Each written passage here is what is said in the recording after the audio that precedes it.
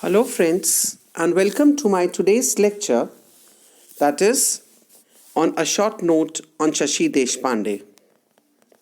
Friends, in my last few lectures, I had spoken about To the Lighthouse, the title, the various themes that the novel deals with, and also the character sketch of Mr. Ramsay, Mrs. Ramsay, and Lily Briscoe.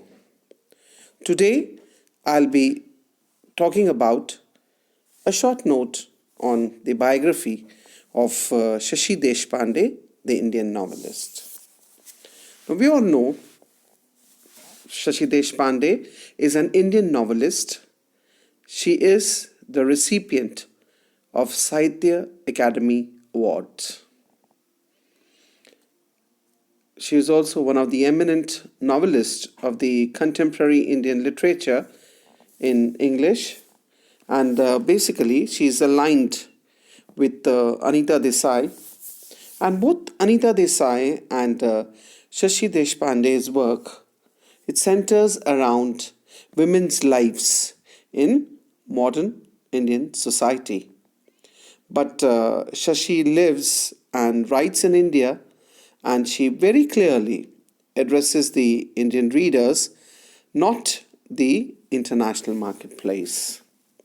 Now, as far as her family background is concerned, we see that Shashi was the second or the younger daughter of the Sanskrit scholar, novelist, actor, and the well-known Kannada dramatist R.V. Jagirdar, and his wife Sharada Arya. Now, under the name of Adya Rangacharya and also under the pseudonym of Sri Ranga, he published a huge literary oeuvre which also includes translations of the Sanskrit plays. Now, he enjoyed great success and fame, and his work has become a part of the Indian national heritage.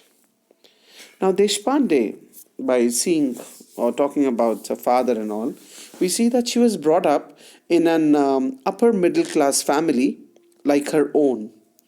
And she studied at a British convent school, moved to the Bombay University, and studied economics and political science. She took a second degree in law, and in Bangalore, she took her first job with a lawyer, then with a law reporter.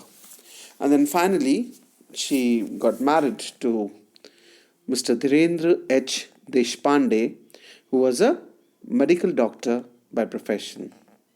And they settled in Mumbai, where her husband took up a job as a pathologist at GS Medical College.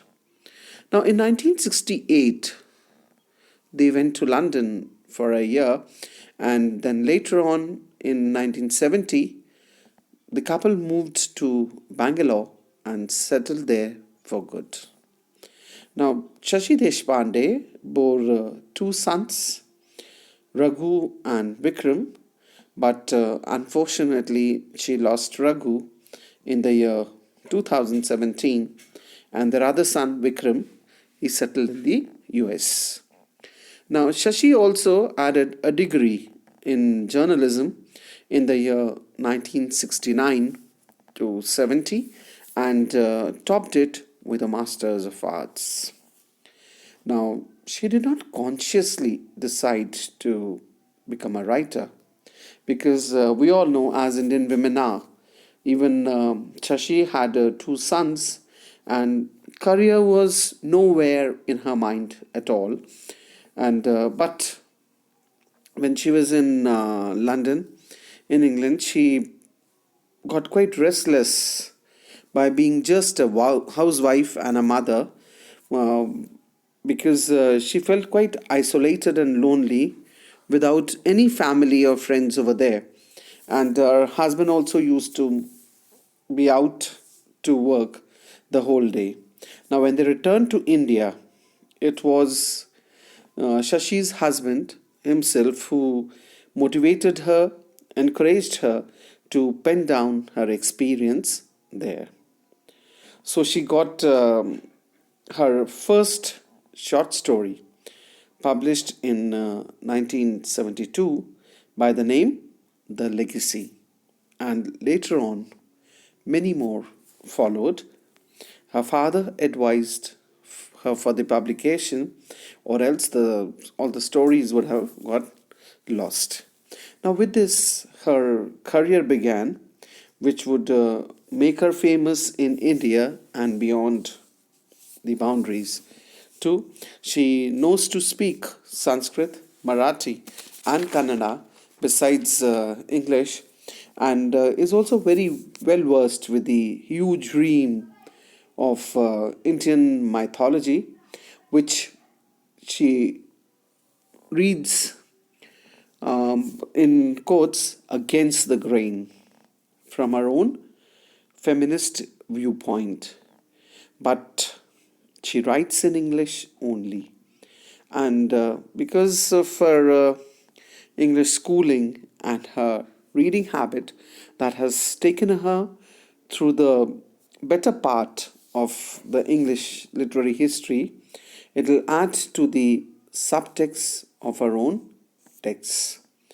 But the web of her main text is always woven from the lives of Indian women, their day to day lives, deeply impregnated by the religious, social, and political traditions, and gender relations determined by the male power structures.